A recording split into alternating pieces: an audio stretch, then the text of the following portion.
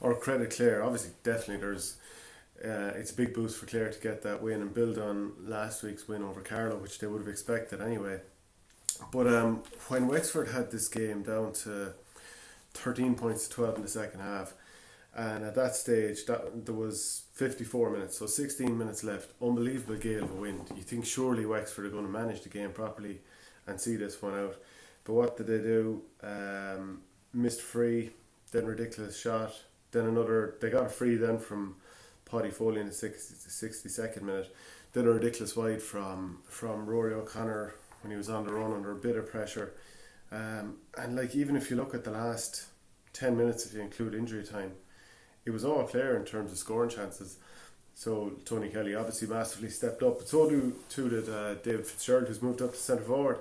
And this was the first real chance to get to see how that experiment would work under Brian Lohan. And like, he got the first score of the game. He got a score in the 63rd minute to make it 16-14 to Clare. Won a free a little bit later on. Actually, it wasn't a free. He actually broke a puck out for Tony Kelly to burst through and knock over. This is a brilliant Tony Kelly performance. Can we see it in the height of summer?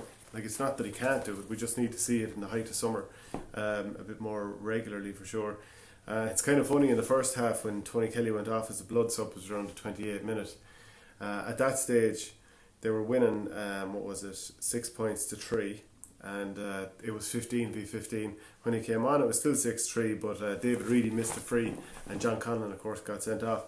First time I saw the Conlon one, I was like, oh, that's a bit harsh. But then you see it in terms of on a replay, in terms of the rules, touch the helmet, and it's gone, and you're gone. So I suppose you can't have too many complaints. Really impressed with Ryan Taylor early on in the game. He scored he got a nice point at one stage. He might have even got a second one. But he was taking his man on and winning frees. So it's quite impressive with him. That's just a bit of a cameo on him. A light forward on a really unbelievably windy day like that. That's going to be very, very, it's going to be tough conditions for a young lad. So did really well there. But for Wexford to not beat 14 men, you know what I mean? We've seen this in the All-Ireland semi-final against Wexford or Tipperary last year. You just need to learn how to manage the game. And it started, like, they'd gone in 12 points to 4 down at half time, and it was tough enough between the 31st minute and half time, which of course there was 5 minutes added on.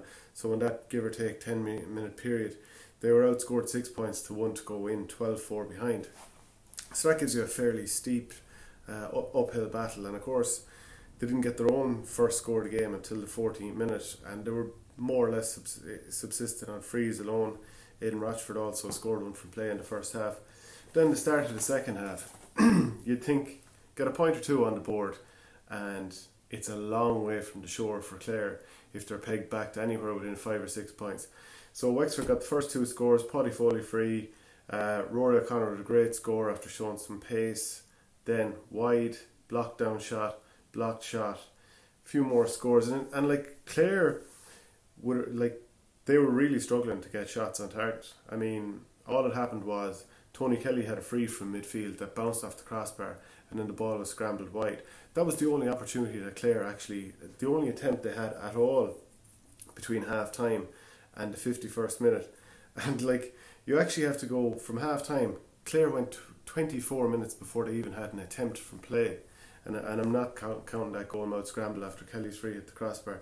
So that'll just tell you how much they were under the pump. So they managed the game really, really well. I wonder in the first half, from Wexford point of view, because they knew that the goalkeeper couldn't really get the puck out past too far past his own 65, the odd one made midfield, would you not be considering, let's push up a little bit more? Why would we, and this is Clare, sorry, the puck out wasn't going out past the 65, would we not push up a little bit more? Because it's not like if we push most of our players up the field, it's not like the goalkeeper can knock it over the top of our defence and get it in for some player standing on his own. So I just wondered about that. He might have had a bit more success out of that. And Rory O'Connor possibly slightly fortunate that he got away with a wild pull on Ian Galvin on 21 minutes. Really pulled across him quite strongly and could have got sent off on another day. David McInerney in midfield for Clare. Thought he did okay. I mean, again, it's probably hard to judge anything on a day like this with the weather like that. Playing midfield is always very tough anyway, because game can pass you by. You can sprint all day long and never actually get to the ball, but seems to do okay. Yeah, and just probably Clare, more economical team, put away 18 of their 30 chances, whereas Wexford were 15 of 33. So good win for Clare away from home. But let me know what you thought of Wexford. Did they just use the spare man wrong? What should they have done? I just thought they I don't know, as the game went on, perhaps just lacking one or two players, not having Chin there, but definitely need to figure out a way to make use of the extra man.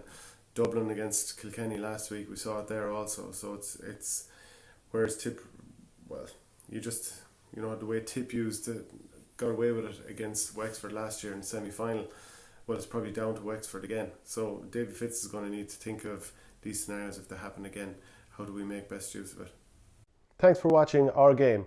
Don't forget to like and share the videos, and if you're new to the channel, hit subscribe.